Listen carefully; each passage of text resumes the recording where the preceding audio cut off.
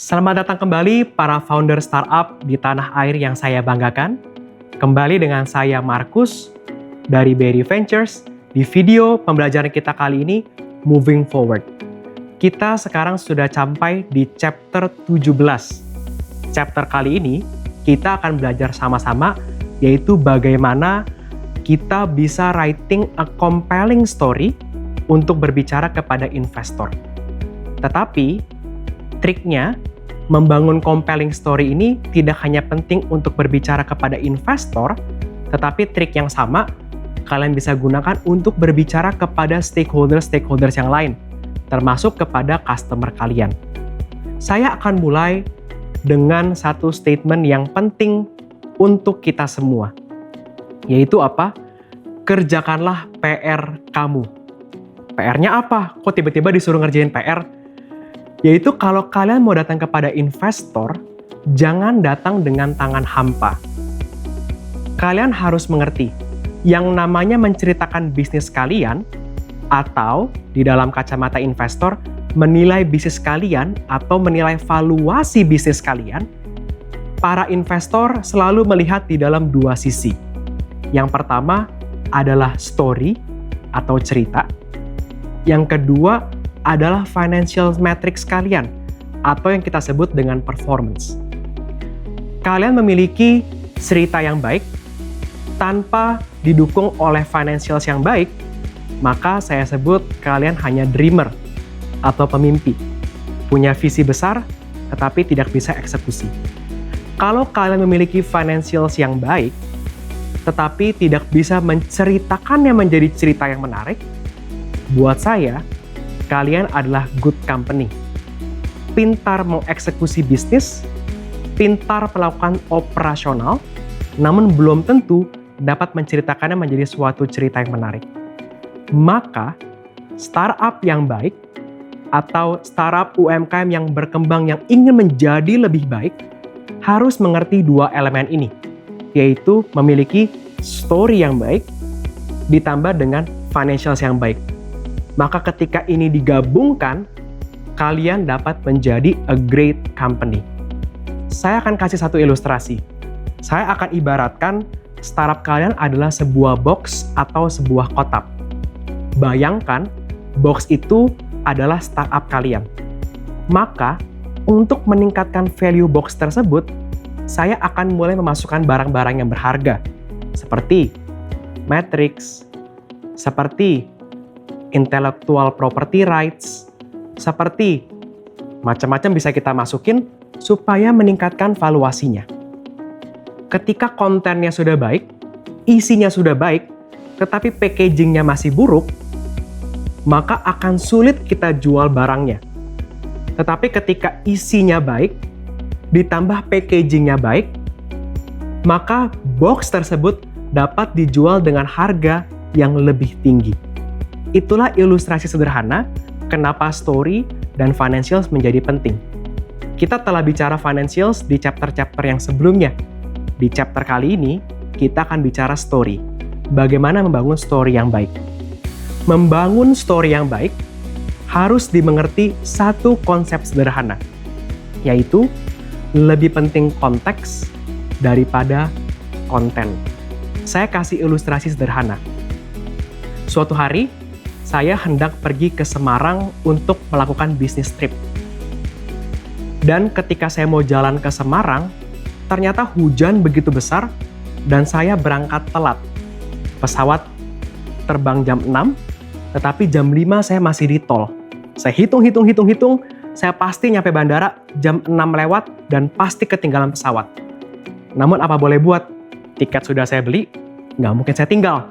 Saya terus jalan dan sampai di bandara, ternyata karena hujan yang lebat, pesawatnya delay.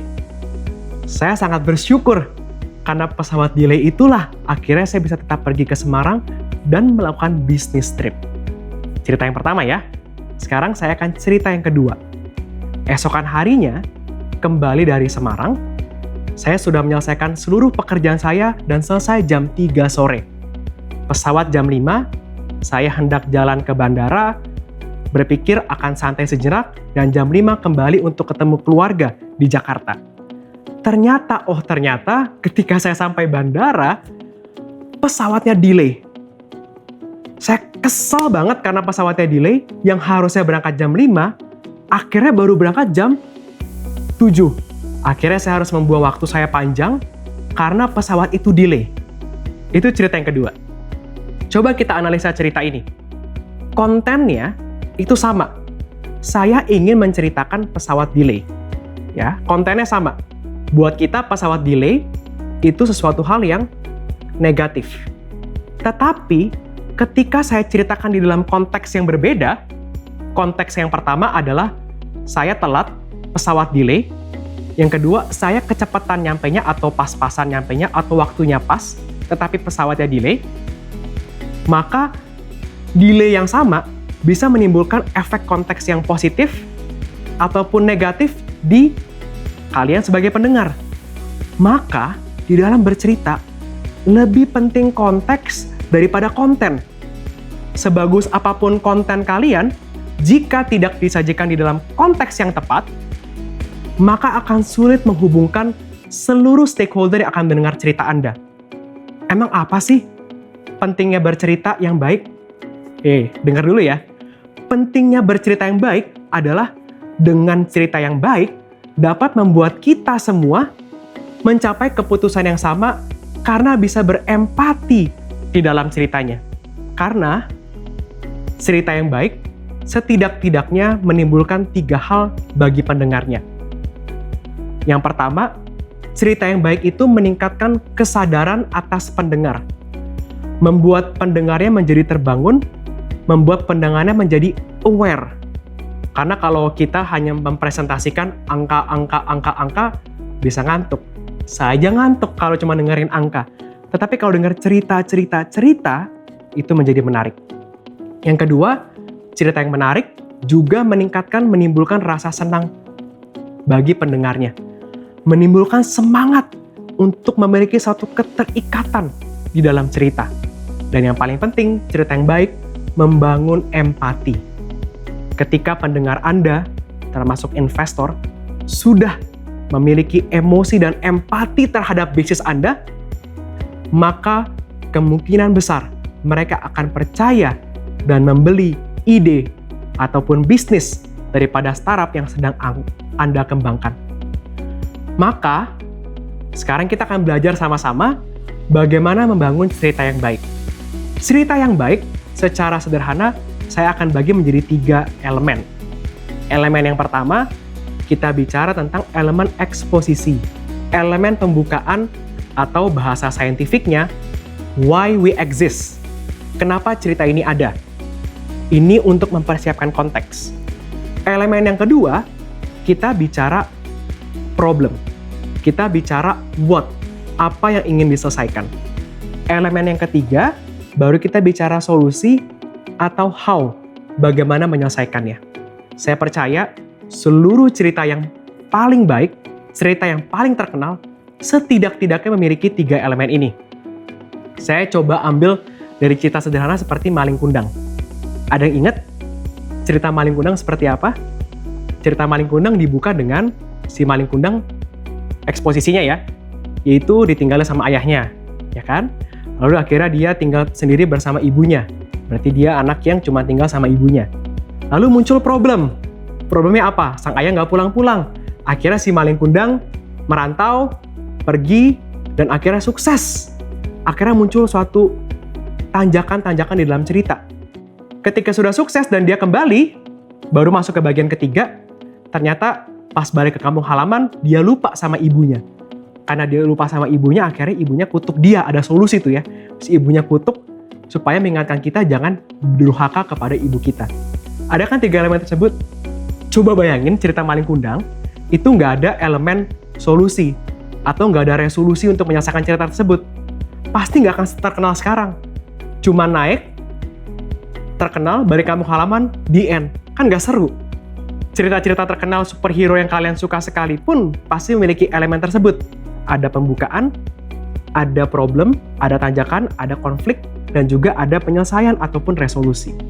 Sekarang, triknya adalah bagaimana kita menggabungkan ketiga elemen ini di dalam menceritakan elemen bisnis Anda. Yang pertama, dengan menggabungkan elemen-elemen cerita ini dalam kalian menceritakan bisnis Anda, misalnya, suatu cerita yang baik dapat mempermudah sebuah pesan dan konsep yang rumit dan abstrak sehingga menjadi mudah dimengerti. Misalnya, kalian membangun suatu perusahaan teknologi yang sangat-sangat rumit. Teknologi kalian membangun machine learning, membangun AI, yang mungkin orang susah relate. Tapi dengan kalian menjadikan itu sebuah cerita dengan konsep yang sederhana, orang jadi bisa gampang relate. Daripada kalian menceritakan membangun machine learning ataupun AI, kalau kalian menceritakan bisnis Anda, hey, kami sedang membantu orang untuk melakukan hal ini. Orang bisa relate dan yang abstrak menjadi sederhana. Suatu cerita yang baik juga bisa menghubungkan para stakeholder, seperti yang tadi saya sampaikan. Misalnya, suatu cerita seperti Anda menjual baju atau fashion, gitu ya. Setiap baju yang terjual, maka kalian akan menyumbangkan X% daripada pendapatannya untuk membantu orang fakir miskin dan orang-orang yang terlantar. Wah, itu menjadi menarik kan? Setiap kali beli barang Anda juga berbuat baik. Setiap kali ada profit, kalian juga membangun empati kepada pembeli Anda. Ini kan menjadi hal yang menarik, elemen ini. Ketika disajikan ada why, ada konteks, ada problem, dan ada solusi. Sehingga orang bisa relate kepada cerita bisnis ataupun startup Anda. Atau yang ketiga, cerita yang baik juga bisa menginspirasi dan meningkatkan suatu motif. Bahkan bisa menumbuhkan industri. Seperti Tesla, industri mobil listrik. Sebelum Tesla muncul, saya percaya sudah banyak sekali company-company coba membangun mobil listrik. Tetapi Tesla mission sangat-sangat clear, dan saya sendiri pun terinspirasi. Yaitu apa? Misinya mereka pengen accelerate world's transition to sustainable energy. Artinya misi mereka besar, mengakselerasi dunia ini untuk masuk kepada sustainable energy. Dan akhirnya apa? Kita lihat hari ini, karena berkembangnya Tesla dan cerita yang mereka bangun, industri mobil listrik menjadi jauh lebih affordable dan bisa mendapatkan economy of scale. Nah, cerita-cerita yang baik ini dapat membantu menggambarkan bisnis Anda. Sehingga, sebagai bagian penutup, trik terakhir dari saya yaitu untuk mempersiapkan cerita yang baik, setidaknya ada 5 hal yang harus kalian persiapkan. Yaitu yang pertama, pahami audiens kalian siapa. Kalian ingin bercerita kepada siapa? Kalau kalian ingin bercerita kepada investor, maka kenalilah investor Anda. Jika kalian ingin bercerita kepada customer, maka kenalilah customer Anda. Dengan mengerti cara mereka memandang suatu perspektif, maka kalian bisa menciptakan konteks yang tepat. Setelah menentukan audiensnya, tentukan juga temanya. Apa itu tema? Tema itu kita bicara bagaimana cerita ini akan diarahkan. Bagaimana kamu bisa merayu mereka. Bagaimana kamu bisa membuat mereka berempati hal-hal apa yang mereka dengar. Tema itu harus fokus, sehingga tidak terlalu banyak informasi sehingga orang lupa, tetapi mengulang-ulang tema yang sama, supaya orang bisa ingat. Setelah tentukan tema, tentukan objektif. Cerita ini dibangun tujuannya apa? Memenangkan customer kah? Untuk mendapatkan hati investor kah? Atau untuk secure waktunya investor kah? Untuk kerjasama bisnis kah? Maka dengan objektif-objektif yang berbeda, sekali lagi kalian bisa menyesuaikan cerita kalian. Keempat, tentukan pesan. Pesan inti narasi apa yang ingin kalian bangun menggunakan tadi. Eksposisi atau pembukaan, dengan adanya cerita menciptakan problem apa yang ingin kalian lakukan, ada konflik apa, dan apa resolusinya. Karena pendengar senang mendengarkan ini. Kalau kalian hanya cerita problem tanpa solusi, orang bosen. Cerita solusi tanpa problem dan konteks yang jelas, orang bisa lupa. Maka tentukan pesan tadi. Setelah menentukan audiens, setelah menentukan tema, objektif, pesan, siapkanlah struktur. Maka kalian perlu berlatih membangun struktur cerita yang tepat. Struktur ini menggabungkan ketiga elemen tadi. Sehingga Dengan mempersiapkan kelima hal ini, harapannya teman-teman founder setanah air dapat mempersiapkan cerita mereka yang lebih baik.